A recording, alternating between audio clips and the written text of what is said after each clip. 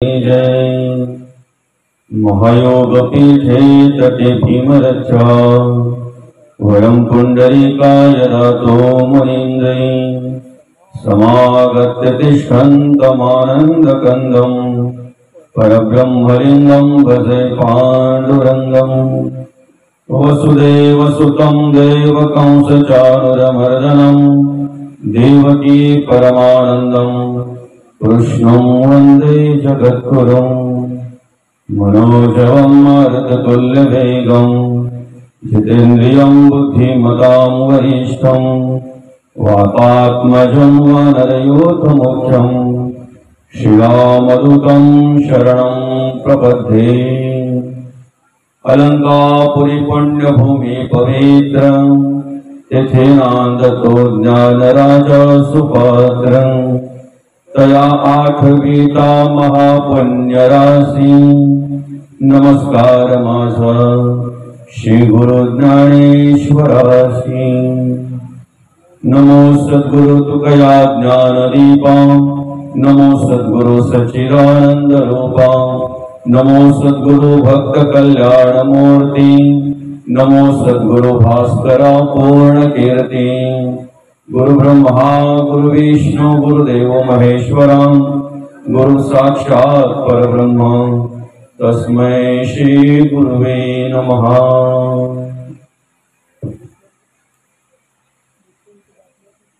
मुक्त होता परी बळे झाला बद्ध घेऊन या छंद माझे माझे पाप पुण्य अंगी घेतले जडून वर्म नेणे कोण करिता तो। तुका म्हणे गेले व्यर्थ वाया विण तुका म्हणे गेले व्यर्थ वाया विण जैसा मृगशिण मृगजळी पाप पुण्य अंगी घेतले जडून वर्म नेणे कोण करिता तो। प्राप्त समयी आजच्या या प्रवचन रूपी सेवेकरिता घेतलेला अभंग देवचे सुप्रसिद्ध साधू वैराग्याचे महामेरू जगद्गुरु जगद्वंदनीय श्री संत महंत श्रीमंत श्री तुकाराम महाराज आणि श्री महाराजांच्या गाथेतील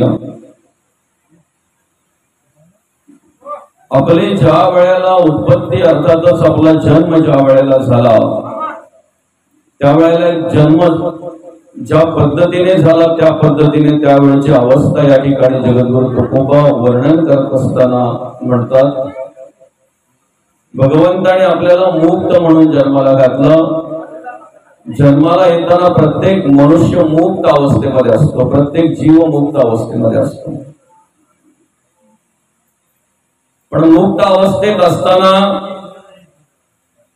जन्माला घालणारा जो पांडुरंग परमात्मा आहे, सांभाळणारा जो देव आहे, सर्व शरीर ज्याच्या सत्तेने कार्य करते त्या भगवंताचं विस्मरण झाल्यामुळे मनुष्य अज्ञानाधीन होतोय, देवबुद्धीअधीन होतोय, मायाधीन होतोय आणि मायाधीन झाल्यामुळे स्वतःला बद्ध अवस्थेमध्ये गुंतवून घेतोय, स्वतः बद्ध होतोय।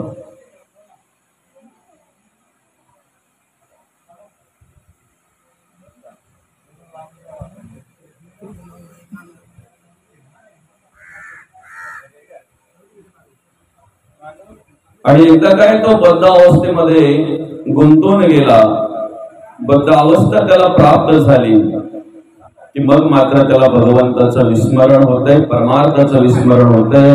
जे कार्य करायचं ते कार्य त्याच्याकडून न घडता भलतीच अवस्था त्या ठिकाणी प्राप्त होत असते, भलत्याच अवस्थेला तो त्या ठिकाणी प्राप्त होत असतो।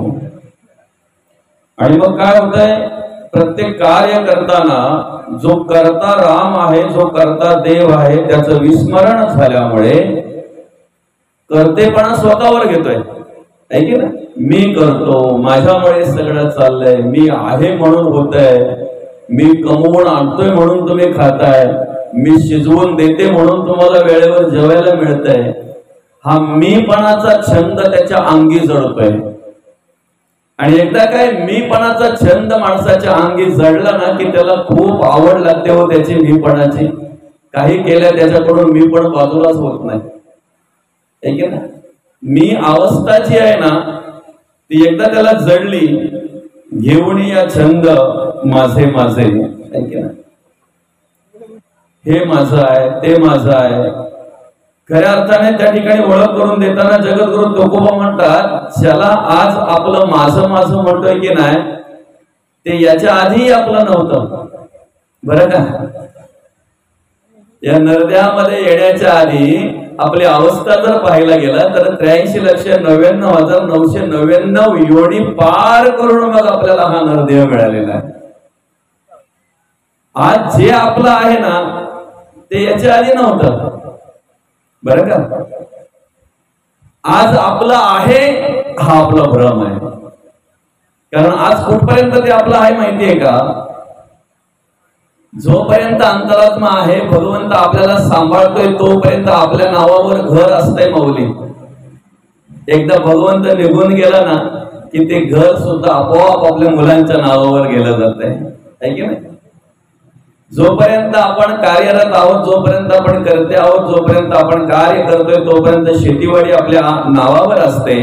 एकदा भगवंत निघून गेला, एकदा मृत अवस्था प्राप्त झाली माणसाला की मग मात्र ती शेतीवाडी सुद्धा आपोआप त्या मुलांच्या नावावर झाली जाते, वारस लागतात त्याला. कोण कुणाचा पिता जगी या माता ही कवणाची, कन्या पुत्र ही नसुती आपुले भार्या तर परक्याकडचे. बंधू भगिनी सगळे सोयरे आप्त इष्ट संपत्तीचे, कोणी नसे या जगी आपुले धरी कास तू धर्माची. आपल्या जीवनाचा जर आपल्याला उद्धार करून घ्यायचा असेल, आपल्या आयुष्याचा जर आपल्याला उद्धार करून घ्यायचा असेल तर सद्गुरु लागी शरण जाईबा, नको करू माती जन्माची.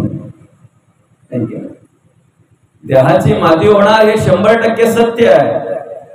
नासिवंत देह जाणार सकळ आयुष्य खातो काळ सावधान. देह जाईल जाईल यसी काळ वा खाईल. देह नाशिवंत आहे, देहाची माती होणार हे 100% सत्य आहे. पण जीवनाची, आयुष्याची, कर्माची, गुणांची, विचारांची माती होऊ नये असं जर वाटत असेल तर त्यासाठी आपण काय केलं पाहिजे. माझं माझं जे छंद लागलेला आहे तो छंद बाजूला केला पाहिजे आणि पांडुरंग परमात्म्याचा छंद आम्हाला लागला पाहिजे. पांडुरंग परमात्म्याशी आम्ही एकरूप झालो पाहिजे. आणि म्हणून ज्या वेळेला आम्हाला हरिनामाचं वेड लागेल, ज्या वेळेला आम्हाला त्या पांडुरंग परमात्म्याचं वेड लागेल, त्या वेळेला आमच्याकडचा सगळा द्वैत भाव बाजूला होईल, आमच्याकडचा सगळा संदेह बाजूला होईल, आमच्याकडचा अभिमान गळून पडेल, अहंकार गळून पडेल आणि खऱ्या अर्थाने पांडुरंग परमात्म्याचा परमार्थ आमच्याकडून घडल्याशिवाय राहणार नाही. पांडुरंग परमात्म्याचं नामस्मरण आमच्याकडून घडल्याशिवाय राहणार नाही. फक्त त्यासाठी आम्ही काय केलं पाहिजे माहितीये का. आमच्याकडचा अभिमान, अहंकार आम्ही त्यागला पाहिजे, तो गळून पडला पाहिजे. आणि मग जगद्गुरु तुकोबा म्हणतात, तुका म्हणे गेले व्यर्थ वायाविण, जैसे मृगशिन मृगजाळी. ऐक ना, दुपारच्या वेळेला जेव्हा आम्ही एखाद्या डांबरी रस्त्यावरून जात असतोय ना, त्यावेळेला लांबवर नजर गेल्यानंतर पाणी सांडल्यासारखं वाटतंय आम्हाला रस्त्यावर. जसं आम्हाला वाटतंय तसं त्या मृगाला वाटतंय, हरणाला वाटतंय. त्याला मृगजल म्हणतात. पुढे गेल्यानंतर ते नष्ट होते, पुढे त्याच्या पुढे कुठेतरी पाणी सांडल्यासारखं वाटतंय. हा भ्रम आहे. आकाश अथांग आहे, जेथे जातो तेथे आहे, विराट मोठी पोकळी आहे, पण कुठेतरी डोंगराला टेकल्यासारखं वाटतंय ना, त्याला क्षितिज म्हणतात. आणि डोंगराला टेकल्यासारखं आम्हाला वाटतंय त्याला भ्रम म्हणतात, भ्रम म्हणतात. तसं पांडुरंग परमात्मा अमर्याद आहे, सत्य आहे, शाश्वत आहे. या जगामध्ये जर काही सत्य असेल तर ते ब्रह्म आहे. या जगातलं जर काही सत्य असेल, अविनाश असेल, आधी आजही आणि अंतापर्यंत ज्याचं सामर्थ्य राहणार आहे तो एक पांडुरंग परमात्मा आहे, ते ब्रह्म आहे. तो कुठेतरी थांबलेला आहे, तो मर्यादित आहे, त्याचं कार्य मर्यादित आहे, त्याचं सामर्थ्य मर्यादित आहे. हे जर आमच्या चामड्याच्या डोळ्याने आम्ही पाहत असू, दिसत असेल ना आम्हाला, तर त्याला भ्रम म्हणतात. त्या भ्रमाचं निरसन आम्ही केलं पाहिजे. आणि अशा प्रकारे आमच्या अंतःकरणामध्ये असलेल्या भ्रमाचं निरसन करणारा हा जगद्गुरु तुकोबांचा अभंग आहे. अभंगावर अर्थपूजा बांधण्याआधी, अभंगावर विवरण घेण्याआधी, अभंगावर चिंतन करण्याआधी ज्या निमित्ताने आपण या ठिकाणी ही प्रवचन सेवा आयोजित केलेली आहे, आपल्या या मोहुंडुळ गावातील हे फरडे परिवार, अतिशय धार्मिक असलेलं परिवार, अतिशय सुसंस्कारित असलेलं परिवार, अतिशय सुशिक्षित असलेलं परिवार. मी धार्मिक यासाठी म्हणेन की जेव्हा जेव्हा माझी इकडे यायची फेरी होते, जेव्हा जेव्हा मी इकडे येत असतो, त्या वेळेला त्यांच्याकडे धार्मिक विचार मला पाहायला मिळतात. चांगल्या प्रकारचे कर्म, चांगल्या प्रकारचे विचार त्यांच्याकडे मला ऐकायला मिळतात. मी सुसंस्कारित याच्यासाठी म्हणेन, श्रीमंत माणसं असतात आणि वेगवेगळ्या प्रकारची श्रीमंत माणसं आम्हाला बाजारामध्ये, मार्केटमध्ये अनेक प्रकारे पाहायला मिळतात. पण मी म्हणेन, माणूस पैशाने किती श्रीमंत आहे त्यापेक्षा विचाराने किती श्रीमंत आहे याला महत्व आहे. आणि म्हणून जगद्गुरु तुकोबा जोपर्यंत पैशाने श्रीमंत होते तोपर्यंत विरोधक कमी होते, बरं का. जोपर्यंत जगद्गुरु तुकोबा पैशाने श्रीमंत होते, लाखो रुपयाची संपत्ती जोपर्यंत त्यांच्याकडे होती तोपर्यंत त्यांना विरोधक कमी होते. पण जशी विचारांची श्रीमंती वाढली गेली तसे विरोधकही निर्माण झाले, तसे विरोधकही विरोध करायला लागले. आज या जगामध्ये, आज या कलियुगामध्ये जर आपल्याला वावरायचं असेल, व्यवस्थितरित्या जर राहायचं असेल, तर मी म्हणेन आपण पैशाने किती श्रीमंत आहोत याला विशेष महत्व नाही, असावं पण विशेष महत्व नाही. विचाराने श्रीमंत असलेला मनुष्य निश्चित या ठिकाणी शोभून दिसत असतो. आणि म्हणून हा फरडे परिवार आणि या फरडे परिवाराच्या मातोश्री कैलासवासी अनुसया बच्चू फरडे आईसाहेबांना मागच्या वर्षी देवाज्ञा झाली. त्यांचं 5 मे 2023 रोजी अल्पशा आजाराने निधन झालं, वृद्धापकाळाने निधन झालं. आणि त्यांच्या प्रथम पुण्यस्मरण दिनानिमित्त आपण या ठिकाणी आज ही प्रवचन सेवा आयोजित केलेली आहे. माणूस आपल्या आयुष्यामध्ये कर्म करत असताना अनेक प्रकारे कर्म करत असतो. खरं तर माणसाचे 3 गुणांमध्ये विभागणी केलेली आहे, रजोगुण, तमोगुण आणि सत्वगुण. एकतर रजोगुणी असेल, एकतर तमोगुणी असेल किंवा एकतर सत्वगुणी असेल. त्या 3 गुणांची विभागणी अशा प्रकारे केलेली आहे. रजोगुणे पुनरावृत्ती, बरं का. रजोगुणामध्ये पुनरावृत्ती आहे. पुनरपि जननम, पुनरपि मरणम, पुनरपि जननी जठरी शयनम. खरं तर रजोगुणी माणूस जगत असताना, वागत असताना त्याच्या अंतःकरणामध्ये विचारांची पुनरावृत्ती होत असते. तेच विचार त्याच्याकडे येत असतात. ते विचार त्याला सोडत नाहीत, ते विचार त्याच्यापासून बाजूला होत नाहीत. विचारांचा परत जन्म होत असतो, त्याला म्हणतात पुनरावृत्ती. त्याच कर्माचा परत जन्म होत असतो, त्याला म्हणतात पुनरावृत्ती. त्याच गुणांचा परत जन्म होत असतो, म्हणून त्याला म्हणतात पुनरावृत्ती. रजोगुणे पुनरावृत्ती, सत्वगुणे भगवत भक्ती. सत्वगुण जर अंतःकरणामध्ये असेल तर तो माणूस जिथे जाईल तिथे भगवत भक्तीचा विचार करत असतो. मग तो कुठेही असू द्या, कोणत्याही गावामध्ये असू द्या, कुठल्याही कार्यामध्ये असू द्या, कुठल्याही कार्यामध्ये असू द्या, ज्याच्या अंतःकरणामध्ये सत्वगुण आहे तो कुठेही जरी गेला तरी पहिला विचार करतो भगवत भक्तीचा. तमोगुणे अधोगती पावती प्राणी.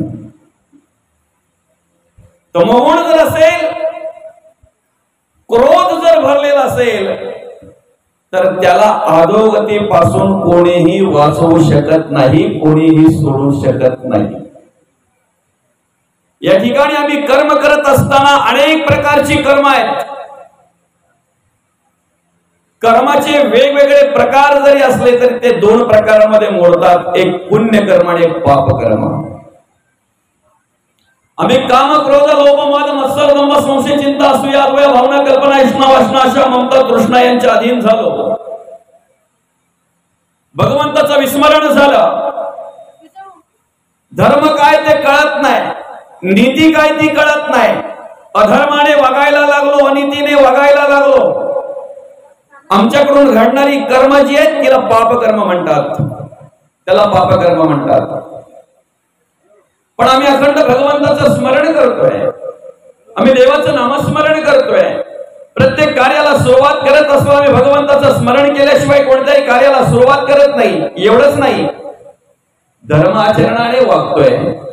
आमचं आचरण धर्म आचरण आहे, नीतीने वागतोय.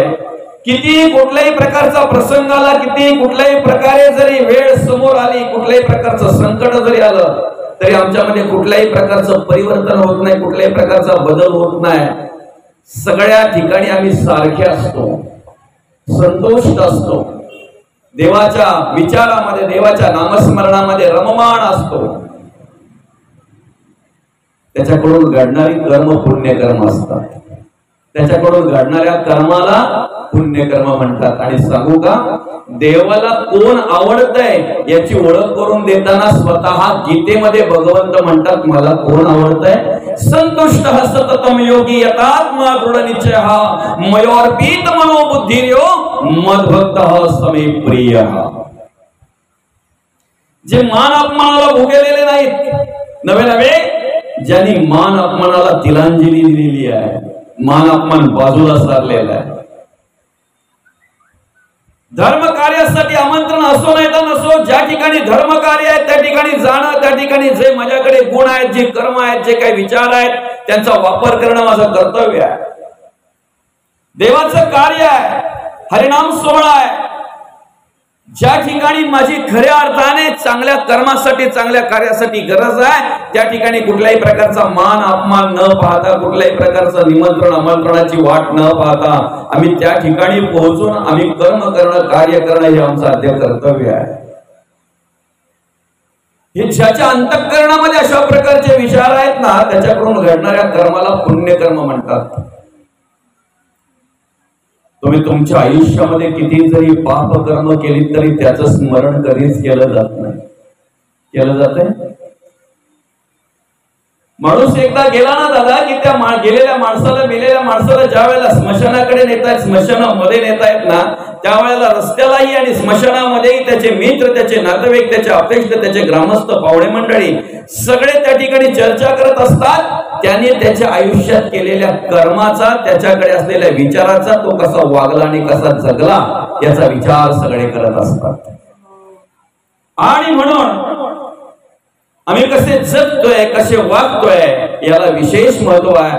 तुम्ही गेल्यानंतर सुद्धा तुमच्या पाप कर्माचं स्मरण कोणी करत नाही, पुण्य कर्माचं स्मरण केलं जात आहे. आणि म्हणून आमच्या अनुसया आई साहेबांनी त्यांच्या आयुष्यामध्ये जी काही पुण्यकर्म केली, आता मी पुण्यकर्म याच्यासाठी म्हणतोय की त्यांच्या मुलांकडे असलेल्या चांगल्या विचारांचं श्रेय आई साहेबांवर जात आहे.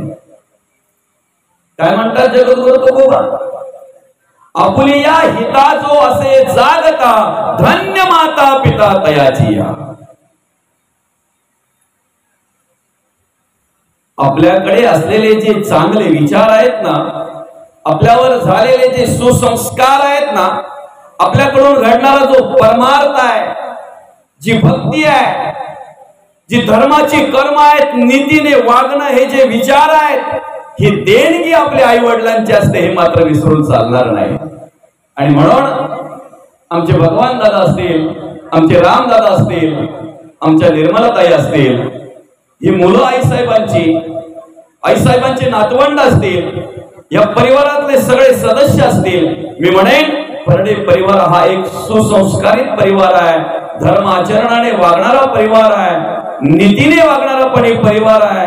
आणि ज्या वेळेला अशा पद्धतीने माऊली आपण कार्य करत असतो ना, त्यावेळेला त्या मुलांच्या बरोबर आई वडिलांचे आशीर्वाद असतात हे मात्र निश्चित आहे। आणि ज्याच्या पाठीशी आई वडिलांचे आशीर्वाद आहेत ना, त्याने निवडलेल्या त्याच्या क्षेत्रामध्ये त्याला कोणीही थांबवू शकत नाही हे मात्र निश्चित आहे। आणि म्हणून आई साहेबांच्या प्रथम पुण्यस्मरण दिनानिमित्त आपण या ठिकाणी ही प्रवचन सेवा आयोजित केलेली आहे, बरं का। ही सेवा या ठिकाणी आयोजित करत असताना प्रस्तुत अभंगातून जगद्गुरु तुकोबा म्हणतात, मुक्त होता परी बळे झाला बद्ध घेऊन या छंद माझे माझे। बघा ना, जन्माला आलेल्या बाळाची जर अवस्था बघितली आपण, जन्माला आलेल्या मुलाचा बाळाचा जर आपण विचार केला तर त्या ठिकाणी तो मुक्त असतो, कुठल्याही प्रकारे बंधनात नसतो, कोणतीही वासना नसते त्याच्याकडे, कोणतेही विचार नसतात त्याच्याकडे, कोणत्याही प्रकारचे वेगळ्या विचाराचे गुण, वेगळ्या विचाराची कर्म त्याच्याकडे नसतात। पण काय होतंय माहितीये का, कुणी वाढे कुबुद्धी वाढे, जशी जशी माणसाचं शरीर वाढतंय ना, जसं जसं शरीराने मनुष्य वाढतोय ना, तसे तसे एक एक विचार त्याच्याकडे आले जातात, एक एक गुण, एक एक कर्म त्याच्याकडे निर्माण होतात। जन्माला आल्याबरोबर जे मधीचं बोट त्याला दाखवलं की नाही, तेव्हा जो लोभ आला ना त्याला, तो शेवटपर्यंत सुटत नाही। मध जेव्हा लावली ना त्याच्या जिभेला, त्यावेळेला त्याच्याकडे तो लोभ आला, तो शेवटपर्यंत सुटत नाही। मृत्यूची वेळ आली, घरातले सांगतायत बाबा तुम्ही देवाचं नामस्मरण करा, पण बाबा काही देवाचं नामस्मरण करत नाही। बाबाने महादेव बोलावं, बाबाने शिवा बोलावं, बाबाने शिव बोलावं, बाबाने राम बोलावं, बाबाने भगवान श्रीकृष्णांचं स्मरण करावं, पण बाबा तसं काहीही करत नाहीत। म्हणून बाजूलाच असलेलं गव्हाचं पोतं त्यांनी फारलं, मुलांनी कमीत कमी फाटलेलं पोतं तरी बाबा शिव बोलेल, त्याच्या उद्देशाने तरी, त्याच्या दृष्टीने तरी त्या बाबाकडून नामस्मरण घडेल, पण शिव नाही बोलला बाबा, अरे ते पोट फाटलेलं आहे, त्याला टाके घाला रे, शिव नाही बोलला। वर्षभर ज्या मुलाने अभ्यासच केला नाही, त्या मुलाकडून पास होण्याची अपेक्षा आपण करावी का? ज्या माणसाने उभ्या आयुष्यामध्ये कधी मंदिराचं पायरी सुद्धा बघितली नाही, मंदिराला कधी पाय लावला नाही, धर्म कार्याला विरोध केला मौली, पण धर्म कार्य करण्यासाठी कधी सहकार्य केलं नाही। गावात हरिनाम सोहळा असेल, गावात हरिनाम सप्ताह असेल, कसा आणून पाडायचा त्यासाठी प्रयत्न केले, पण यशस्वी होण्यासाठी कधी प्रयत्न केले नाहीत। गावामध्ये जर एखादं भगवंताचं मंदिर निर्माण होत असेल तर ते थांबवण्याचं काम त्यांनी केलं, पण पूर्ण कसं होईल यासाठी प्रयत्न केले नाहीत। धर्म कार्याला अडचण निर्माण केली, कधी देवाचं नामस्मरण केलं नाही, कधी भगवंताचं नामस्मरण केलं नाही, कधी धर्म कार्य करणाऱ्या माणसाला सहकार्य केलं नाही, उलट अर्थी विरोध केला। ह्या माणसांकडून आपण जाताना भगवंताच्या नामस्मरणाची अपेक्षा करावी, करून चालेल? त्यांची भेटच नाही ना। गीतेमध्ये भगवंत ओळख करून देतात, यम यम वापी स्मरण भावम त्यजत्यन्ते कलेवरम तम तमेवेंति कोणते सदा तद्भाव भावितः। काय म्हणतात भगवंत, तुम्ही तुमच्या आयुष्यामध्ये ज्याच्यावर प्रेम करताय, ज्याच्यावर जीव लावताय, जी कर्म तुमच्याकडे उभी असतात, जे विचार तुमच्याकडे उभे असतात, मरताना तुम्हाला तेच आठवतात, आणि जे मरताना आठवताय तेच तुम्हाला मृत्यूनंतर प्राप्त होत असतंय। आत्मा गेल्यानंतर देहाचं काय झालं यापेक्षा आत्मा असताना देहाने काय केलं हे महत्वाचं असतंय। कारण अंतरात्मा साक्षीला असताना जर आम्ही देवाचं नामस्मरण केलं, आम्ही चांगल्या प्रकारे वागलो, जगलो, धर्माचरण केलं, नीतीने वागलो, तर निश्चित जाताना सुद्धा आम्हाला कोणी सांगायची गरज लागणार नाही, आमच्या मुखातून आपोआप नामस्मरण सुरू होईल हे मात्र निश्चित आहे। आम्ही अखंड नामस्मरण करत असो हे मात्र निश्चित आहे। त्यासाठी ते वेळ लागलं पाहिजे। जगद्गुरु तुकोबा म्हणतात, चंदनाच्या संगे बोरी बिघडले, आम्ही बिघडलो, तुम्ही बिघडा। पांडुरंग परमात्म्याचं नामस्मरण करतोय आम्ही, त्या पांडुरंग परमात्म्याचं स्तवन करतोय आम्ही, संतांच्या विचाराचा प्रसार आणि प्रचार करतोय आम्ही, धर्माचे संस्कार आणि संस्कृती प्रत्येक घरामध्ये कशा प्रकारे निर्माण होईल, प्रत्येकाच्या हृदयामध्ये कशा प्रकारे निर्माण होईल, यासाठी प्रयत्न करतोय आम्ही. आणि हे कार्य करत असताना जर तुम्ही म्हणत असाल तुम्ही बिघडले, तर हे कार्य करताना आम्ही अजून बिघडायला तयार आहोत. काय म्हणतात जगद्गुरु तुकोबा, देवाचं नामस्मरण करतोय म्हणून जर बिघडले असं म्हणत असाल तर आम्ही अजून बिघडायला तयार आहोत. संतांच्या विचाराचा प्रसार आणि प्रचार करतोय म्हणून आम्ही बिघडलो असं जर तुम्ही म्हणत असाल तर आम्ही अजून बिघडायला तयार आहोत. धर्माचे संस्कार आणि संस्कृती घराघरामध्ये निर्माण व्हावी, हृदयामध्ये निर्माण व्हावी, त्यासाठी आम्ही प्रयत्न करतोय, त्यासाठी आम्ही समाज प्रबोधन करतोय, त्यासाठी आम्ही जनजागृती करतोय आमच्या कीर्तनातून, आमच्या प्रवचनातून. आणि जर हे कार्य करत असताना तुम्ही म्हणत असाल आम्ही बिघडलो, तर आम्ही अजून बिघडायला तयार आहोत. तुम्ही पण बिघडा ना. काय म्हणतात, जे कार्य आम्ही करतोय ना ते तुम्ही करायला लागा. चिरकाल निरंतर टिकणारं समाधान प्राप्त झाल्याशिवाय राहणार नाही, हे मात्र निश्चित आहे. आणि म्हणून ज्या वेळेला एखाद्या विद्यार्थ्याला अभ्यासाचं वेळ लागते ना माऊली, त्या वेळेला त्याची पास होण्याची चिंता त्याच्या आई वडिलांनाही नसते आणि त्याच्या शिक्षकांनाही नसते. तसं ज्या दिवशी आम्हाला परमार्थाचं वेळ लागेल ना, भक्तीचं वेळ लागेल ना, त्यावेळेला आमच्या भविष्याची चिंता आमच्या घरातल्यांना काय आम्हाला पण नसेल मात्र निश्चित आहे. कारण आमच्या वर्तमान कालावर आमचं भविष्य काल आधारित आहे. आम्ही वर्तमान कालामध्ये काय कार्य करतोय त्याच्यावर आमचं भविष्य काल आधारित आहे. बघा ना,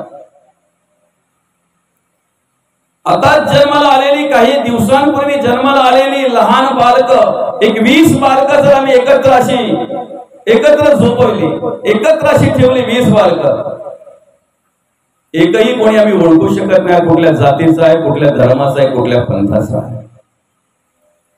सगळ्यांकडे सारखं अगदी वेगळं पण असं नाहीच.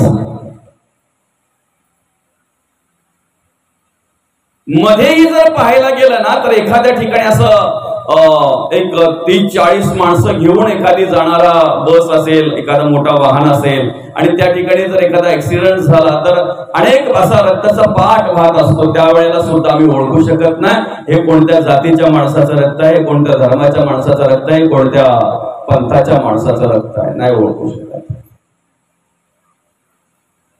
ज्या वेळेला कोरोनाच्या काळात आपण बघितलं 7-7, 8-8 माणसं एकत्र अशी जाळली जायची, राख झाल्यानंतरही आम्ही ती ओळखू शकत नाही कोणत्या जातीचे, कोणत्या पंथाचे, कोणत्या धर्माची आहे. आम्ही अंतःकरणपूर्वक निर्माण जर ओळख घेतली, अंतःकरणपूर्वक जर विचार केला तर आधीही भेद नाही, मध्येही भेद नाही आणि नंतरही भेद नाही. फक्त भेद आमच्या विचारांचा आहे, भेद आमच्या कर्माचा आहे, भेद आमच्या दृष्टीचा आहे, दृष्टीचा भेद.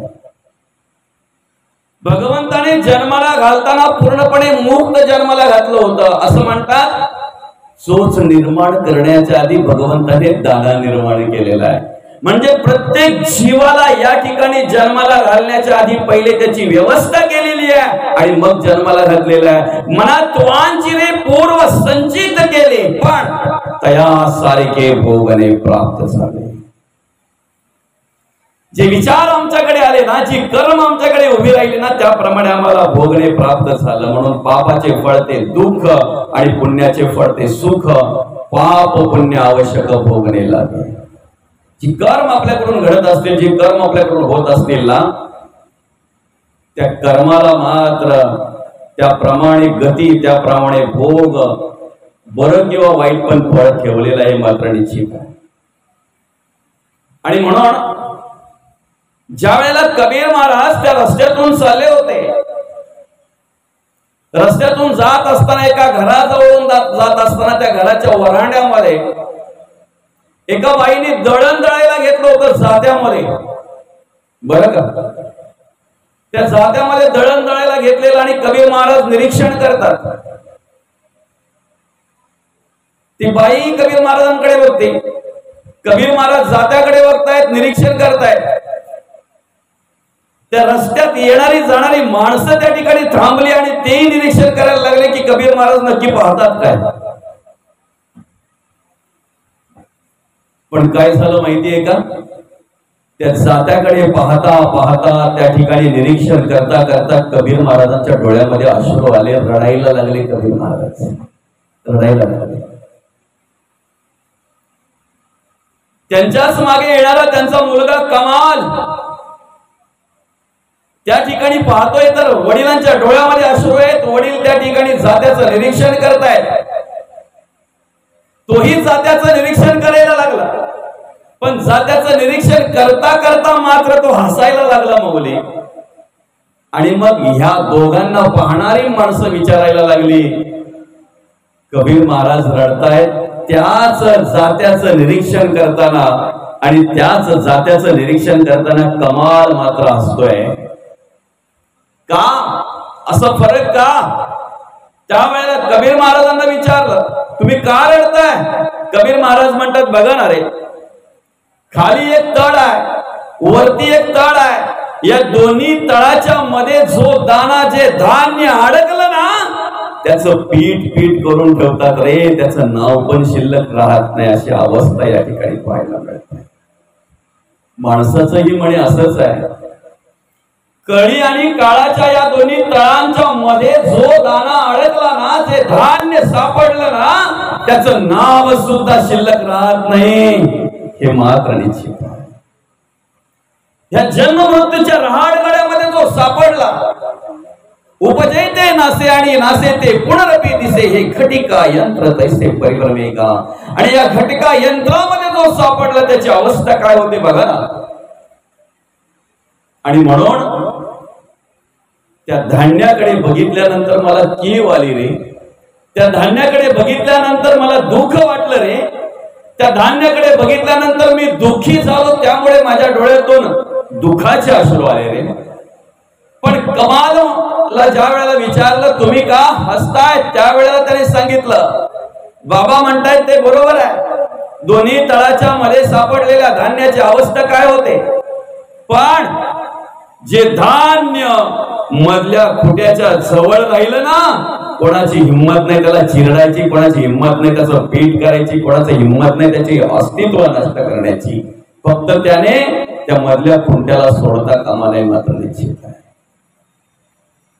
आम्ही जन्माला येताना ज्याच्याकडे प्रार्थना केली, देवा येतोच मला सोडविशी, गर्भवास हा चुकवेन पुन्हा नाही येते स्वैत करीना. जन्माला आल्यानंतर त्याच विस्मरण आम्हाला झालं आणि म्हणतोय केव्हा आम्ही असं बोललोच नाही, माझ्याकडून असं झालंच नाही, मी असं बोललोच नाही. केवळ हातचा चुकल्यामुळे आमच्या आयुष्याचं गणित चुकलं गेलं आणि परब्रह्माचं विस्मरण झालं, देवाचं विस्मरण झालं. ज्या देवाने सोडवलं त्याच देवाचं विस्मरण झाल्यामुळे आम्ही कळी आणि काळाच्या जाट्याच्या मध्ये आम्ही सापडलो गेलो. आमचं पीठ झालं, आमचं अस्तित्व नष्ट झालं, आमचं नाव पण शिल्लक राहिलं नाही. पण मात्र ज्याने आम्हाला सोडवलेला आहे, जो आम्हाला सांभाळतोय, जो आमच्या अंतःकरणामध्ये आमच्या अंतरामध्ये राहून आत्मा म्हणून आमची सेवा करतोय, त्या मधल्या खुंट्याजवळ त्या सामर्थ्य रूपी ब्रह्माच्या स्मरणामध्ये जर आम्ही अखंड असतो ना, तर कोणाची हिंमत नाही आमच्या लवेला, आमच्या केसाला सुद्धा स्पर्श करायची. आणि म्हणून रथी मारती बद्ध अवस्थेला प्राप्त झाले मौली. मोठमोठे तपश्चर्या करणारे सुद्धा बांधले गेले. हजारो वर्ष तपश्चर्या करणारे बांधले गेले त्या ठिकाणी. हजारो वर्ष तपश्चर्या करणारे त्या ठिकाणी बद्ध अवस्थेला प्राप्त झालं. बघा ना काय स्थिती आहे. बद्ध, मुमुक्ष, साधक आणि सिद्ध या चार पायऱ्या आहेत, या चार स्टेप आहेत, या चार इयत्ता आहेत. बद्धाची ओळख करून देताना संत म्हणतात, प्रपंचाचे उदंड ज्ञान परमार्थाविषयी अज्ञान नेणे स्वय समाधान या नाव बद्ध. बद्धाचं मुख्य लक्षण सांगत असताना जयास नाही आत्मज्ञान हे मुख्य बद्धाचे लक्षण. ज्याला आत्मज्ञान नाही, जो स्वतःला शोधत नाही, हा मुख्य बद्ध आहे, महत्वाचा बद्ध आहे. म्हणजे त्याला संसाराविषयी विचारतो तासन तास बोलतोय, त्याला प्रपंचाविषयी विचारतो तासन तास बोलतोय, पण परमार्थाविषयी संतांविषयी बोलायला सांगितल्यानंतर बोलतोय ते काम आपलं नाहीये. बरं का, ते आपलं काम नाही. म्हणजे इतर ठिकाणी सर्वत्र पहिली हजेरी लावणारा त्याला जर सांगितलं ना, प्रवचन आहे श्रवणाला चल, कीर्तन आहे श्रवणाला चल, तर तो बोलतो मराला टाइम नाही. त्याची भाषा असते मौली, मरायला वेळ नाही, तिकडे कुठे येऊ. याला बद्ध म्हणतात, बद्ध म्हणतात याला.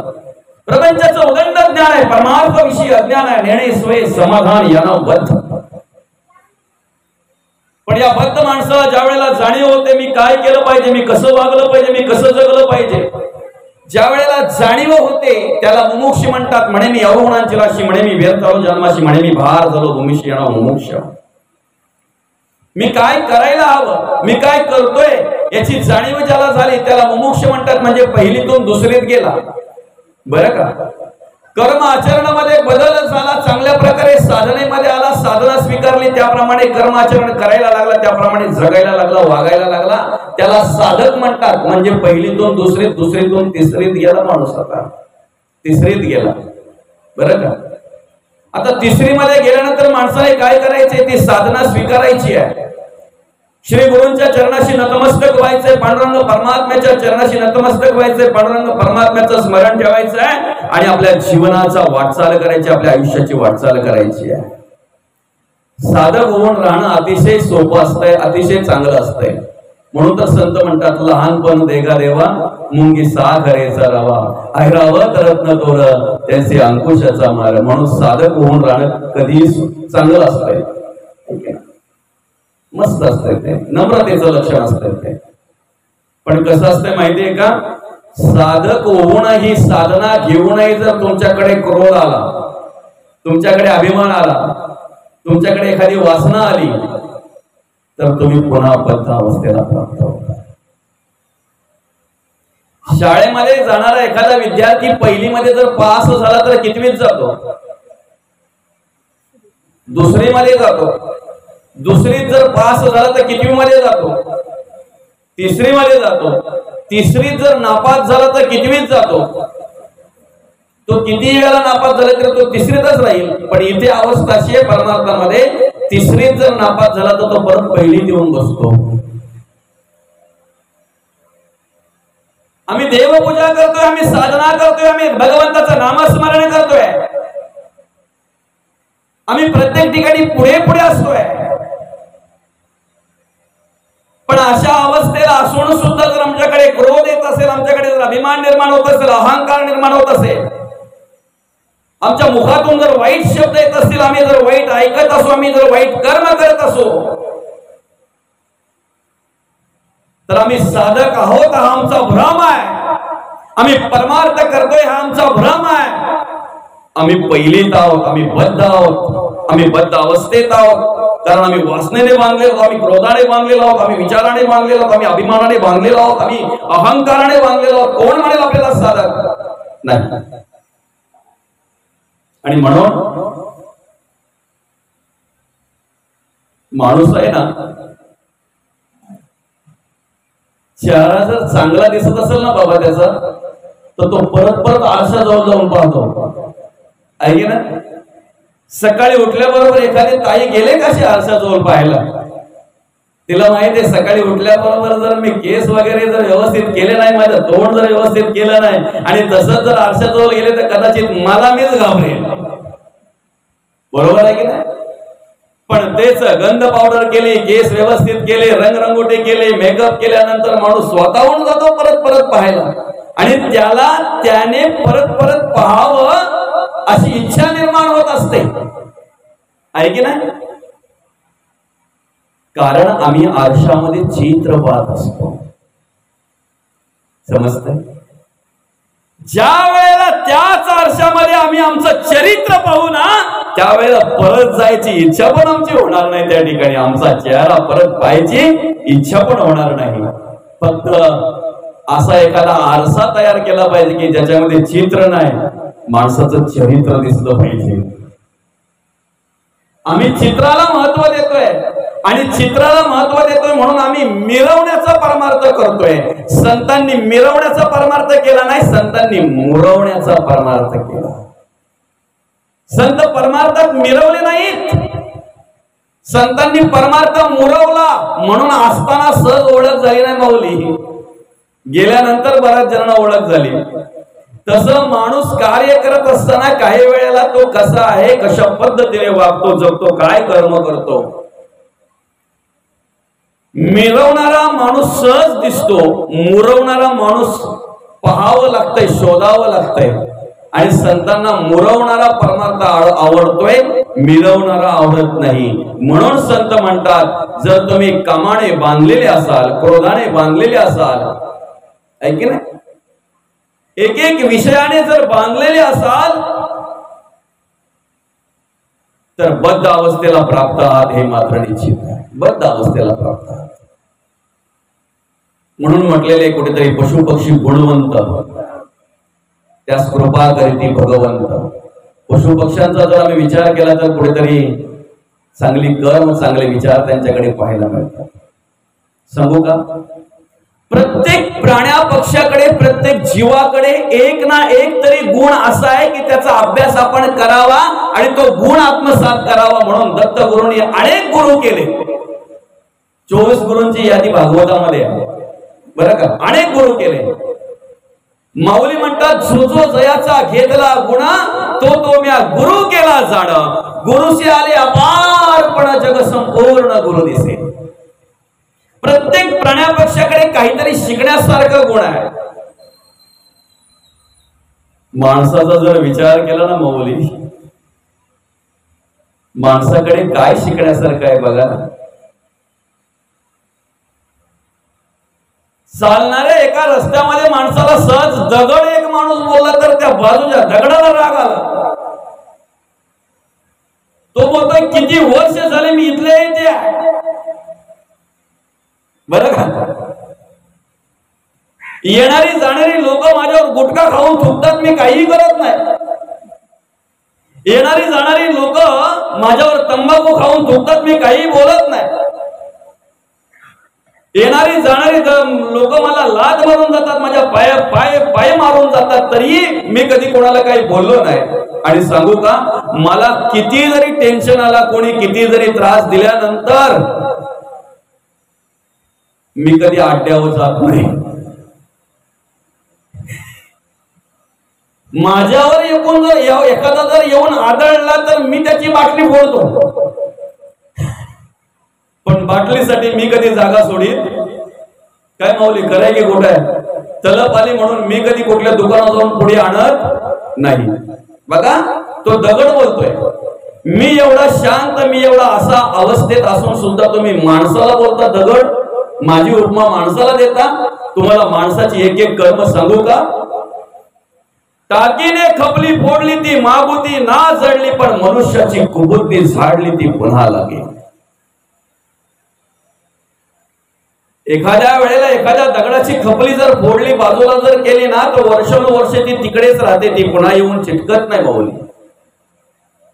पण माणसाची कुबुद्धी झाडून जर पुन्हा पुन्हा येऊन जर चिटकत असेल, आता मागाशीच आमचा विषय झाला या ठिकाणी बसलेलो असताना, किती प्रवचन श्रवण केली म्हणजे आमच्यामध्ये बदल होईल, किती कीर्तन श्रवण केली म्हणजे आमच्यामध्ये बदल होईल.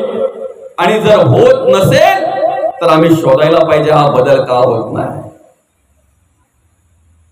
हा बदल का होत नाही. कदाचित तुमच्या लक्षात आहे की नाही मला माहिती नाही, पण आई साहेबांच्या उत्तर कार्यांच्या वेळेला याच मंडपामध्ये, याच ठिकाणी मी बोललो होतो, समोर बसलेल्या माणसांमध्ये किती परिवर्तन व्हावं हे आमच्यावर अवलंबून असते, आम्ही काय करतोय बरं का.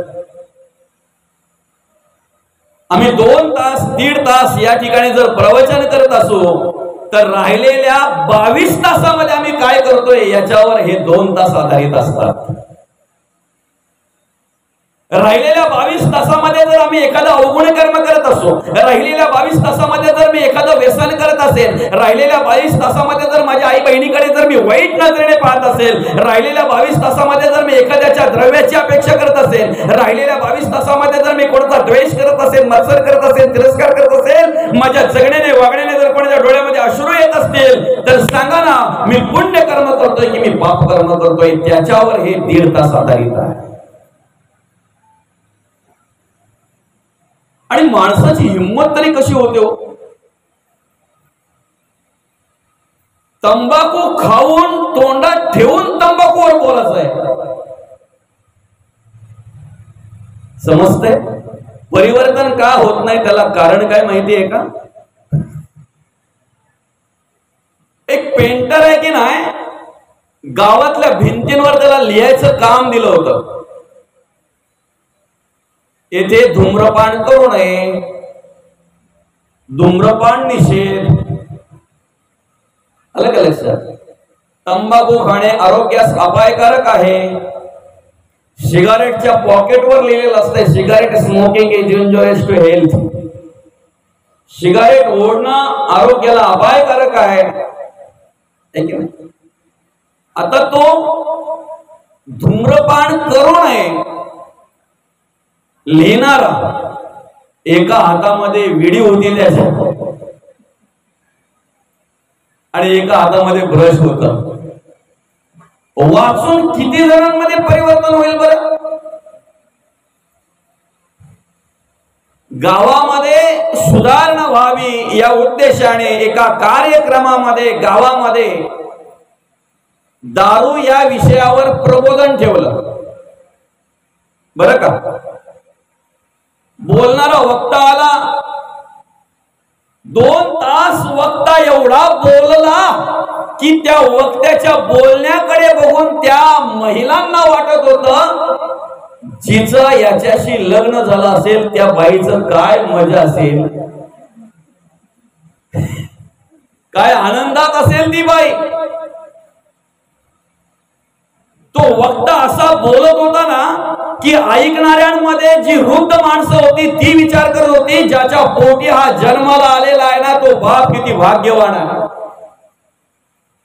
ती वृद्ध माणसं त्यांच्या मनामध्ये विचार करत होती ती आई बिचारी की जिच्या पोटी हा जन्माला आलेला आहे ती आई किती भाग्यवान आहे. 2 तास एवढा जबरदस्त बोलला तो. बरं, त्याच्या व्याख्यानाला सुरुवात करण्याआधी त्याने समोर 2 ग्लास ठेवली होती काचेची. एका ग्लासामध्ये दारू ठेवली होती आणि एका ग्लासामध्ये पाणी ठेवलं होतं. दोन्ही ग्लास मध्ये काळजाचे तुकडे टाकले होते. 2 तास बोलल्यानंतर मग त्याने ते ग्लास वरती दाखवले सगळ्यांना. पाण्यातला जे मांसाचा तुकडा होता तो जसाच्या तसा होता, पण दारूच्या ग्लासामध्ये असलेला मांसाचा तुकडा मात्र विरघळत चालला होता. आता व्याख्यान झाल्यानंतर सगळ्यांना विचारलं, ही दोन्ही ग्लास पाहून आणि मी जे काही 2 तास बोललो ते 2 तास ऐकून तुमच्यामध्ये काय परिवर्तन झालं? गावातली सगळी पिणारी माणसं विचार करायला लागली की बोललाय तर खूप चांगला माणूस आहे, अतिशय चांगलं सांगितलं याने, पण आता याच्यातून आपल्याला बोध काय झाला त्याचं सांगायला पाहिजे. कोणी उठत नाही. शेवटी त्यांनी सांगितलं तुम्हाला जे काही वाटत असेल ते सांगा, तुम्हाला जो काही मनामध्ये तुमचा विचार आला असेल तो सांगा. मी 2 तास तुम्हाला सांगितलं दारू हा विषय काय आहे. नुसतं सांगितलं नाही तर तुमच्या समोर 2 ग्लास सुद्धा ठेवली. या ग्लासांची अवस्था बघा काय आहे, याच्याकडे बघून तरी सांगा. मागे बसलेला एकाने हिम्मत केली, उठला आणि म्हणतोय महाराज दारू पिणाऱ्याला कधी जंत होणार नाही हे मी ठामपणे सांगतो. बोलतो मग त्याला म्हणजे ऐकणारे पण अशा बुद्धीचे असतात मौली. बरं, लोक आश्चर्य करायला लागली काय आणि एवढं ओरडून सांगितलं, घसा फाडून सांगितलं, अंतःकरणापासून सांगितलं, काही बदल का झाला नाही. व्याख्यान झाल्यानंतर ज्यांना ज्यांना वाटत होतं की असा मुलगा जन्माला येणं म्हणजे भाग्य, असे पती मिळणं म्हणजे भाग्य, असा भाऊ लाभणं म्हणजे भाग्य, ते ज्या वेळा त्यांच्या जवळ आले आणि बोलण्याचा प्रयत्न केला त्यावेळेला लांबून त्याच्या तोंडाला वास आला आणि मग बोलायला लागले, दादा तुम्ही पण. तो काय करणार, घेतल्याशिवाय मला बोलायला सुचतच नाही, त्याला करणार काय. घेतली नाही तर तो माझं अंग थरथरतंय, मला स्टेजवर उभा राहता येत नाही, शब्दच सुचत नाही, शब्द सुचावे म्हणून घ्यायला लागते. किती परिवर्तन होईल सांगा.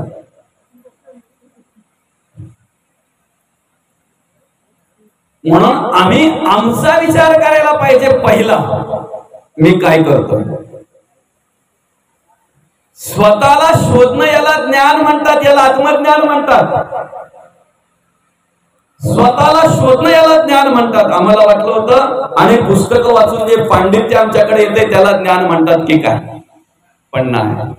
स्वतःला शोधणं याला ज्ञान म्हणतात. आम्हाला शोधणं, आम्ही आमचा विचार करणं, आम्ही काय केलं पाहिजे, आम्ही कसं जगलं पाहिजे, आम्ही कसं वागलं पाहिजे, याला ज्ञान म्हणतात. आणि म्हणून त्यासाठी आम्ही हे श्रवण केलं पाहिजे, त्यासाठी आम्ही कीर्तन श्रवण केली पाहिजे, त्यासाठी आम्ही प्रवचन श्रवण केली पाहिजे. आता दगडाला राग आला, दगड बोलतोय टाकीने खपली फोडली ती मागोटी ना जडली, पण मनुष्याची कुबुद्धी झाडली ती पुन्हा लागे. एकदा काय आम्हाला एखाद्या विषयाचं ऐकायला मिळालं की आम्ही त्याचा त्याग करतोय, दुसरं कधी येऊन चिटकतोय पत्ता लागत नाही. बरं का? कधीही कोणाला सहज न सापडणार ते हरिण ज्या वेळेला बासरीचा एक वेगळ्या प्रकारचा आवाज काढला जातोय ना, तो आवाज त्या हरणाच्या कानावर पडल्याबरोबर ते हरण जागेवर तैतया नाचतंय. कधीही न सापडणारा हरिण त्या शब्दाला भुलल्यामुळे, त्या बासरीच्या आवाजाला भुलल्यामुळे लगेच पकडलं जातंय त्याला. तशी आमची अवस्था आहे. आम्ही कुठेतरी शब्दाला बली पडतोय, आम्ही कुठेतरी शब्दाला भुलले जातोय. एखादा मंजूळ स्वर आमच्या कानावर पडला ना, एखादा वेगळ्या प्रकारचा स्वर आमच्या कानावर पडला ना, आमच्यामध्ये काय बदल होतो, आमच्यामध्ये काय त्या ठिकाणी ती ममता निर्माण होते ते आम्हालाच माहिती. 20-25 वर्ष आई वडील आमच्यावर प्रेम करतात, आम्हाला उपदेश करतात, परत परत त्यांचे शब्द मार्गदर्शनाचे आमच्या कानावर पडतात, पण त्या शब्दांविषयी जेवढी आपुलकी, जेवढं ममत्व निर्माण होत नाही, तेवढं एखादा कोणतरी तरुण भेटतोय, एखादी कोणतरी तरुणी भेटते, जरा काय मंजूर स्वर कानावर पडले की एवढं ममत्व निर्माण होतंय की त्या ममत्वापायी 20-25 वर्षाचं आई वडिलांचं प्रेम विसरून जातोय. ही अवस्था आम्हाला बाजारामध्ये पाहायला मिळते. 20-25 दिवसाचं प्रेम आम्हाला घेऊन जाते. 20-25 दिवसाचं प्रेम आम्हाला आई वडिलांपासून मोकळा वेगळा करताय. काय बळ असेल, काय सामर्थ्य असेल त्याच्यामध्ये, फक्त विचार करा त्या शब्दांमध्ये. कधीही लवकर सहज न सापडणारा तो हत्ती, पण ज्या वेळेला स्पर्श सुखाला बोलतोय ना, त्यावेळेला पुट्ट्याने निर्माण केल्या, पुट्ट्याने तयार केलेल्या हत्तीनीचा स्पर्श घ्यायला जातोय, शेवटी खरड्यात पडतोय. अशी अवस्था माणसाची आपल्याला पाहायला मिळते. बलाढ्य असतात, ज्ञान म्हणाल तर त्यांच्याशी आपण बोलू शकत नाही. अनेक उदाहरणं, अनेक दृष्टांत ओवीला ओवी त्यांच्या जवळ. पांडित्य म्हणाल तर त्यांना पण त्यांच्याशी बोलू शकत नाही, त्यांना जोड देऊ शकत नाही. एवढं पांडित्य त्यांच्याकडे, एवढं बळ आहे, एवढी शक्ती आहे. आपली काय तपश्चर्या आहे. आम्ही माळ हातात घेतोय ना, आम्हाला खालचालीच्या ताईने नेलेलं पीठ आठवत आहे. आम्ही माळ हातात घेतोय नामस्मरणाने, खालचालीच्या दादा नेलेले पैसे आठवतात आम्हाला. आम्ही आळंदीला जातोय ना, पोली पाट लाटण्या घेऊन येतोय, हे आमची तपश्चर्या आहे. आम्ही पंढरपूरला जातोय आणि टोपलीनं सुपा घेऊन येतोय, ही आमची तपश्चर्या आहे. कित्येक वर्ष तपश्चर्या करणारी माणसं, काय बळ असेल, काय सामर्थ्य असेल, पण स्पर्श सुखाला बोलल्यामुळे अवस्था अशी झाली, जेवढं होतं तेवढं सगळं लयाला गेलं, सगळं लयाला गेलं, नाव पण शिल्लक राहिलं नाही. आमच्याच घरामध्ये ज्या वेळेला कधीतरी रात्रीच्या वेळी लाईट जाते ना, त्यावेळेला आम्ही बत्ती लावतो. त्या बत्तीवर एखादा पक्षी येतो बघा, पतंग म्हणतात त्याला, पाखरू येत आहे, ते झेपा घेत आहे, ते परत परत जात आहे, ते भाजतंय, ते लाजतंय, त्याला चटके बसतात, शेवटी मरतंय. पण त्याला असं वाटतं हे रूप मला मिळालं पाहिजे, हे रूप मला मिळालं पाहिजे. आमच्या हृदयस्थानी कोण आहे ना, हे महत्वाचं आहे. चिर के देखो दिल मेरा, तो त्या दिल मध्ये, त्या हृदयामध्ये आम्ही कोणाला जागा दिलेली आहे हे आम्ही शोधलं पाहिजे. सगळं काही झालं, सीता सीतामाईच्या शोध लावला, रावणाचा पराभव केला. सगळे बरोबर अगदी आले. इकडे अयोध्येमध्ये आल्यानंतर बक्षीस समारंभ ठेवला आणि बक्षीस समारंभामध्ये ज्याला जे पाहिजे ते कोणाला काय काय काय काय काय काय काय काय द्यायला सुरुवात केली. सीतामाईची नजर होती, सीतामाईचं लक्ष होतं, सगळ्यांना द्यायला घेतलंय. बरोबर आहे, पण याच्यामध्ये सगळ्यामध्ये त्याचा सिंहाचा वाटा आहे. त्या हनुमंताचा विचार अजून श्रीराम प्रभूंनी केलेला नाहीये, त्या हनुमंताला अजून काही दिलेलं नाहीये. आणि झालं, सगळ्यांना देऊन झाल्यानंतर तिथे डिक्लेअर केलं की सगळं झालं, आता कार्यक्रम संपन्न झालेला आहे. या ठिकाणी कार्यक्रम तेवढ्यात समाप्त बोलणार तेवढ्या सीतामाई बोलते, थांबा जरा थांबा, तुम्ही सगळ्यांना दिलं बरोबर आहे, पण या सगळ्यामध्ये ज्याचा शिवाचा वाटा आहे त्या हनुमंताला तुम्ही काय दिलंय? श्रीराम प्रभूने हात जोडले, त्यांना देण्यासारखं माझ्याकडे काहीच नाहीये, तुझ्याकडे काही असेल तर दे. गळ्यातली रत्नाची माळ काढली, हनुमंताच्या हातामध्ये दिली. हनुमंताने ते रत्नाची माळ हातात घेतली आणि एक एक मणी एक एक दगडावर फोडायला लागल्यानंतर मग सीतामाई बोलते, रत्नाची माळ याला काय करणार? इतर वानर बोलायला लागले, अरे रत्न आहे ते, काय शोधतोय तू त्याच्यामध्ये? का फोडतोय तो ते माळ, ते मणी का फोडतोय तो? त्यावेळेला हनुमंताने उत्तर दिलं, दादा याच्यामध्ये माझा राम आहे का मी शोधतोय? ज्याच्यात माझा राम आहे ना त्यालाच मी जवळ करतोय, त्यालाच मी जवळ ठेवतोय. बरं का? ज्याला राम आहे त्याला जवळ करत चला, ज्याच्यात राम आहे त्याच्यात जवळ बसत चला. ज्याच्यात राम आहे त्याचीच संगत करा, नाहीतर रावणाची कर्म माणसाकडे सहज येतात, रावणाची कर्म माणसाकडे सहज उभी राहतात. आणि मग एका वानराने विचारलं, ज्याच्यात राम आहे त्याला जर जवळ करतोय तर तुझ्यात तरी तो आहे का? आणि मग छाती फाडून हृदयस्थानी दाखवलेला आहे, माझा राम कुठे बघा. काय तसं आम्ही आमच्या हृदयामध्ये आमच्या दिल मध्ये कोणाला बसवलंय ना हे महत्वाचं आहे. असो, तो पतंग त्या ठिकाणी नष्ट होतो. मासे पकडणारे बघितलेत का आपण? मासे गळावर पकडायला जेव्हा जातात ना तेव्हा ते जाण्याच्या आधी ते वाळे शोधतात, वाळे, गांडूळ आहे की ना. मासे पकडायला जाण्याच्या आधी काय शोधतात? ते वाले, गांडूळ शोधतात. ते असे एखाद्या पिशवीमध्ये घेतात, तिकडे जातात, अर्धा अर्धा करतात बरं का त्याला. समजतंय ना? त्या वाल्याला अर्धा करतात, त्या गळाला अडकवतात आणि मग तो गळ सोडतात. वरती कांडा असतो किंवा थर्माकॉलचा एखादा छोटासा पीस असतोय, तो तरंगलेला असतोय त्या पाण्यावर, आहे की नाही. त्या गळ टाकणाऱ्या माणसाचं सतत लक्ष कुठं असतंय बरं? किती ध्यानस्थ असतोय माहितीये तुम्हाला? बाजूला साप येऊन बसतोय तरी त्याला माहित नाही, बरं का मौली? बाजूला साप येऊन बसतोय ना तरी त्याला माहित नाही. संत म्हणतात, एवढं ध्यान जर आमचं देवाच्या चरणी लागलं ना तर देवत्व प्राप्त झाल्याशिवाय राहणार नाही आम्हाला. देवत्व प्राप्त झाल्याशिवाय राहणार नाही. जर पूजा करता करता आम्ही डास मारून बाजूला ठेवत असू, एखादी माशी त्रास देते म्हणून, आहे की नाही, न माळ हातात नसलेला तो हात पण भिरकवतोय आणि त्या हातात जर नाही झाली तर माळे सकट हात भिरकवतोय. कुठे त्यांचं ध्यान आणि कुठे आमचं ध्यान? असो, पण ज्या वेळेला तो अर्धा वाळा त्या ठिकाणी सोडतोय की नाही त्या गळ, त्या वेळेला त्या अर्धा वाळा त्या माशाला पाहून सांगतोय बरं का.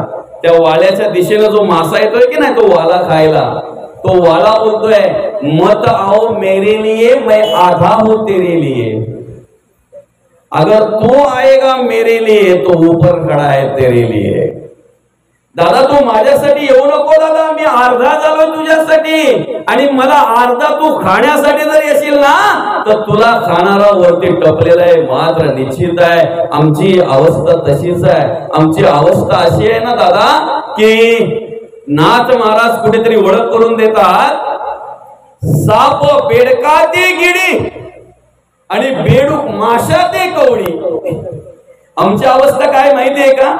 सापाच्या तोंडामध्ये बेडूक आहे माऊली, सापाच्या तोंडात बेडूक आहे, तरी सुद्धा तो बेडूक त्याच्या समोर आलेले मासे सोडत नाही. त्याला एवढी तरी अक्कल पाहिजे, एवढं तरी कळलं पाहिजे का मी जर अख्खा सापाच्या तोंडात आहे तर मी खाल्लेले मासे कोणाला फायदा होणार आहे, कोणाच्या पोटात जाणार आहे? आम्ही काळाच्या जबड्यात असताना सुद्धा जर आम्हाला लोभ सुटत नसेल, आम्हाला क्रोध सुटत नसेल, आम्हाला काम सुटत नसेल, आमचा अहंकार जर गळून पडत नसेल, तर त्या बेडकात आणि आमच्यात काय फरक आहे सांगा बरं. आणि म्हणून शब्दाला बोलते हरिण, स्पर्शाला बोलतो हत्ती, रूपाला बोलतो पतंग आणि रसाला बोलतोय मासा, गंधाला बोलतोय भुंगा. ते मकरंद सेवन करण्यामध्ये एवढा रममाण होतोय ना तो भुंगा त्या कमलाच्या फुलामध्ये. संध्याकाळ झाली, आता पाकळ्या मिटणार आहेत, ते फुल मिटणार आहे, त्याच्यात त्याचा मृत्यू होतोय. चांगल्या चांगल्या लाकडाला होल पाडणारा पण त्या पाकळ्यांना होल पाडू शकत नाही, एवढा रममाण झालेला असतो, एवढा गुंग झालेला असतो. वाईट कर्म करणाऱ्या माणसाला माहिती नाही का ज्या मार्गावर मी चाललेलो, या मार्गावर ज्यांनी ज्यांनी प्रवास केला उद्ध्वस्त झाले, ते त्यांचं घर उद्ध्वस्त झालं, त्यांची शेतीवाडी उद्ध्वस्त झाली, त्यांचं मुलं बाळ रस्त्यावर आली, माहिती असते ना त्याला, पण तरी सुद्धा तो मार्ग बदलत नाही. व्यसनाधीन होताना, एखाद्या विषयाधीन होताना, एखाद्या कामाधीन होताना, एखाद्या वासनेअधीन होताना माणसाला कळत नाही का ही वासना जर मी स्वीकारली, हे विचार जर मी स्वीकारले, ह्याप्रमाणे जर मी वागलो जगलो तर माझी अवस्था काय होईल? कळत नाही माणसाला, कळत आहे ना, पण परिवर्तन घडत नाही. आपला विषय आहे किती प्रवचन श्रवण केल्यानंतर आपल्यामध्ये बदल होईल, किती कीर्तन श्रवण केली म्हणजे आपल्यामध्ये परिवर्तन होईल. मग तो दगड बोलतोय दादा, टाकीने खपली फोडली ती मागोटीना जडली, पण मनुष्याची कुबुद्धी साडली ती कुणाला. रस्त्यावर असलेला दगड येता जाताना लोकांना ठेच लागायची, कोणाचे डोके फोडायचे, कोणाच्या अंगठ्याला ठेच लागायची, कोणाचं डोकं फुटायचं, कोणाच्या कुठे लागायचं तर कोणाच्या कुठे लागायचं, अख्खा गाव त्रासला होता त्या रस्त्यावरच्या दगडाला.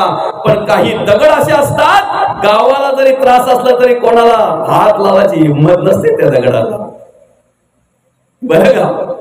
अख्ख्या गावाला त्रास आहे माऊली, पण हात कोण लागेल? हात लावायची हिंमत नसते. त्या रस्त्यामध्ये प्रवास करणाऱ्याला कोणाला ठेच लागलेली आहे, कोणाचे डोके फुटलेले आहे, कोणाचं डोकं फोडलेलं आहे, कोणाला किती त्रास, कोणाला किती त्रास त्याचा त्याला माहिती.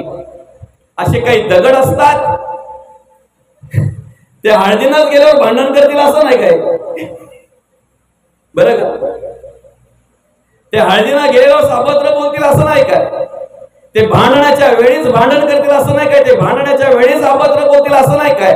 ते कुठेही गेले तरी त्यांचा गुण तो सोडत नाही, तो गुण बरोबर त्यांच्या बरोबरच असतो. गावाला त्रास असलेले दगड, गावातील सगळ्या माणसांना नकोशे होणारे दगड, पण मात्र कोणाची हिंमत नसते त्याला हात लावण्याची, त्याला बाजूला करण्याची. ज्या वेळेला तो रस्त्यावरचा दगड एका साधू पुरुषाने बघितला, त्यावेळेला साधू पुरुषाने त्या ग्रामस्थांना सांगितलं, तुमच्या रस्त्यावरचा दगड मला हवा आहे. काय सांगितलं? तुमच्या रस्त्यावरचा दगड मला हवा.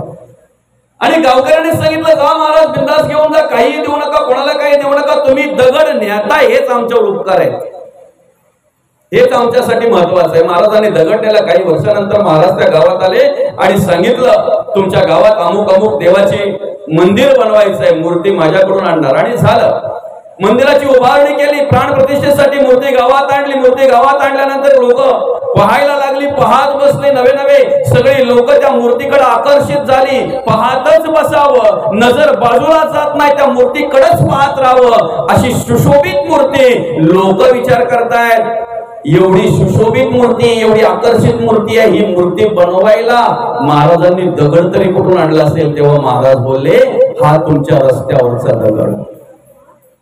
काय म्हणाले महाराज? हा तुमच्या रस्त्यावरचा दगड. आणि मग गावकरी म्हणतायत, महाराज काय केलं तुम्ही? त्या दगडाची मूर्ती तयार झाली. महाराज किती मेहनत घेतली असेल तुम्ही, त्या दगडाची मूर्ती तयार झाली. त्यावेळेला महाराजांनी दिलेलं उत्तर बघा काय. महाराज म्हणतात, दादा मूर्ती पहिल्यापासूनच त्या दगडात होती. काय म्हणतात महाराज, पहिल्यापासूनच मूर्ती त्या दगडामध्ये होती. फक्त मी काय केलं माहितीये का, मूर्तीचा नको असलेला भाग बाजूला केला, मूर्ती आपोआप तयार झाली. ज्या दिवशी आम्ही आमच्या अंतःकरणातला मनातला नको असलेला भाग बाजूला करू ना, त्या दिवशी देवत्व प्राप्त झाल्याशिवाय राहणार नाही, मात्र निश्चित आहे. म्हणून जगद्गुरु तुकोबा म्हणतात, आम्हाला जर मुक्त अवस्थेतून बद्ध अवस्थेतून जर मुक्त अवस्थेला जायचं आहे तर आम्ही विचार केला पाहिजे, आम्ही पूर्वी कोण होतो, तू कोण, कोणाचा, कोठून आला शिकायचा, हा विचार पूर्वीचा जाण बापा. बोधले महाराज म्हणतात, आलासी कोठून जासी गवण्या रे ठाया, घरदार नोहे तुझे अवघी लटकीच माया. मुक्त होता परी बळे झाला बद्ध, घेऊन या छंद माझे माझे, माझं माझं आणि भ्रांतीचं होत. ऐकी ना, बघा ना काय अवस्था आहे. माथा प्रपंचाचे ओझे घेऊन म्हणे माझे माझे, कोणताही न सोडे कोणते कुळाभिमान. आपल्या मोंडोळ्यामध्ये काय झालं माहितीये का, भेंडी लावतात ना, भेंडीची लागवड करतात ना. एका मावशीने भेंडी खुरली आणि मोठी पिशवी भरली भेंडीची.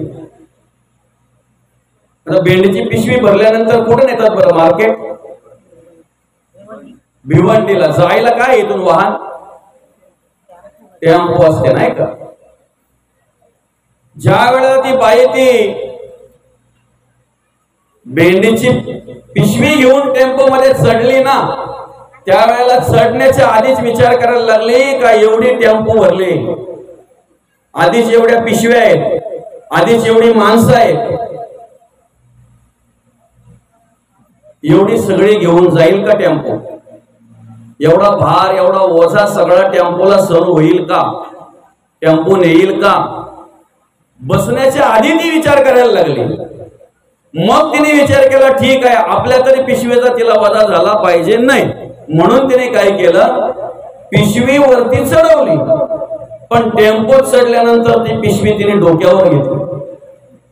कुठे घेतली, डोक्यावर. बाजूला असलेली माणसं गावातले मोंडोड मध्ये सांगतात, काकू अगं पिशवी खाली ठेव, कशाला उगीच वजा तुला. त्यावेळेला ती बोलते, पिशवी जर खाली ठेवली तर टेम्पोला अजून वजा होईल,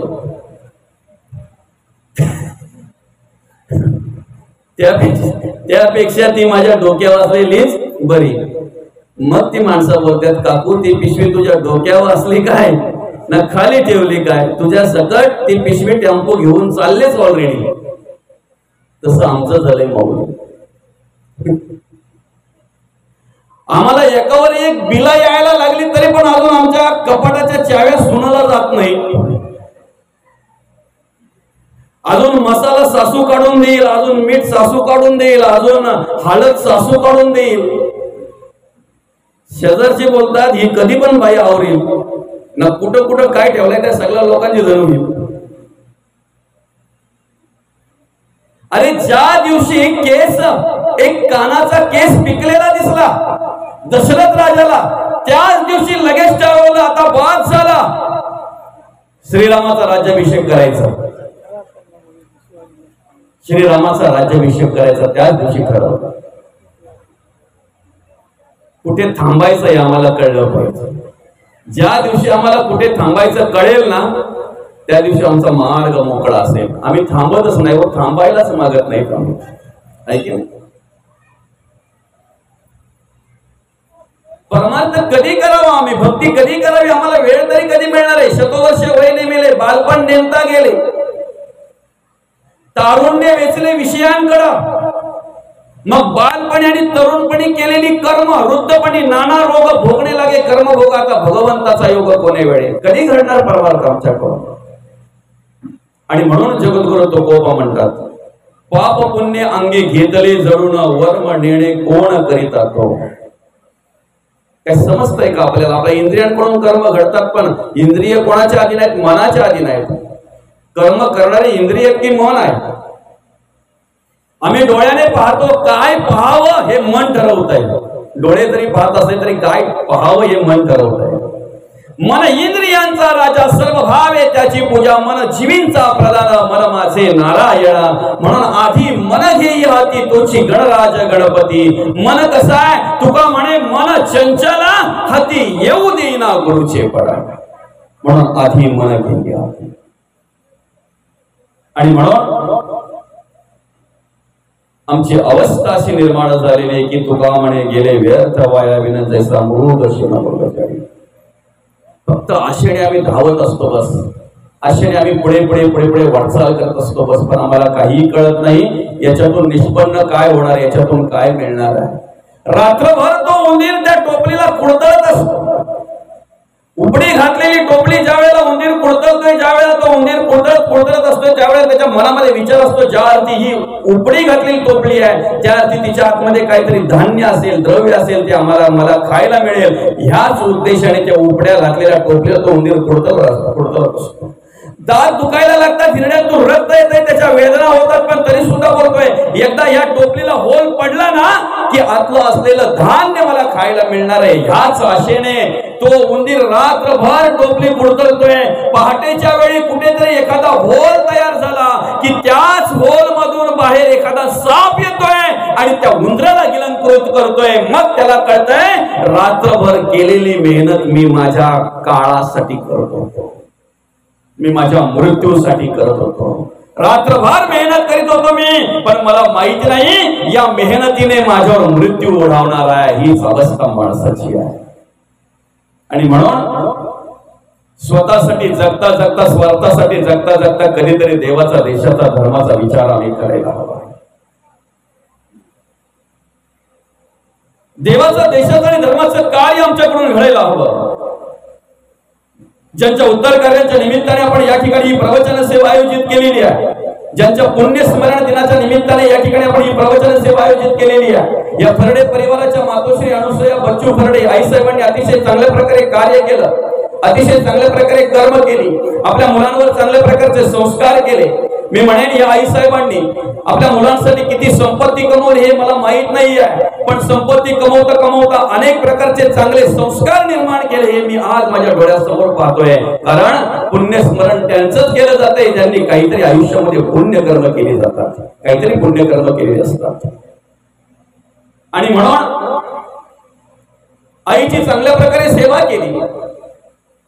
या फरडे परिवाराने आईला प्रेम दिलं, अतिशय शेवटच्या श्वासापर्यंत सेवा केली, चांगल्या प्रकारे प्रेम दिलं. आणि जे खऱ्या अर्थाने पांडुरंग परमात्म्याला कार्य अभिप्रेत आहे ते कार्य या फरडे परिवाराकडून घडलेलं आहे. अर्थात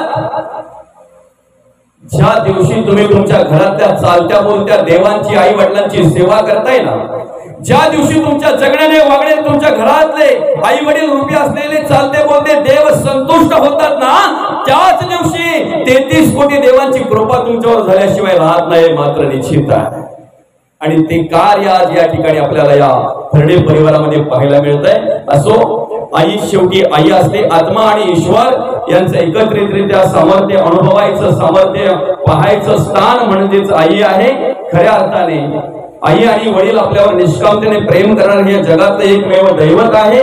आणि या ठिकाणी या पुण्यस्मरण दिनाच्या निमित्ताने आमचे भगवान दादा असतील, आमचे रामदादा असतील, आमच्या निर्मलाताई असतील, त्याचप्रमाणे या फरडे परिवारातील सगळे सदस्य असतील, या आईसाहेबांचे नातवंड असतील, अतिशय चांगल्या प्रकारे त्यांचं कार्य आम्हाला पाहायला मिळतंय. अतिशय व्यवस्थितरित्या सुसंस्कारित अशा प्रकारे कार्य ते करत आहेत, समाजामध्ये समाज कार्य करत आहेत. आणि खऱ्या अर्थाने स्वतःसाठी जगता जगता इतरांसाठी कसं जगावं हे आमच्या भगवान दादांकडून शिकावं, आमच्या रामदादांकडून शिकावं, खऱ्या अर्थाने या परिवाराकडून शिकावं. आणि एक सामाजिक कार्य कशा प्रकारे करावं, समाजामध्ये राहता राहता जगता जगता आपला विचार करता करता इतरांचाही विचार कशा प्रकारे करावा हे या फरडे परिवाराकडून आपण शिकावं. आणि या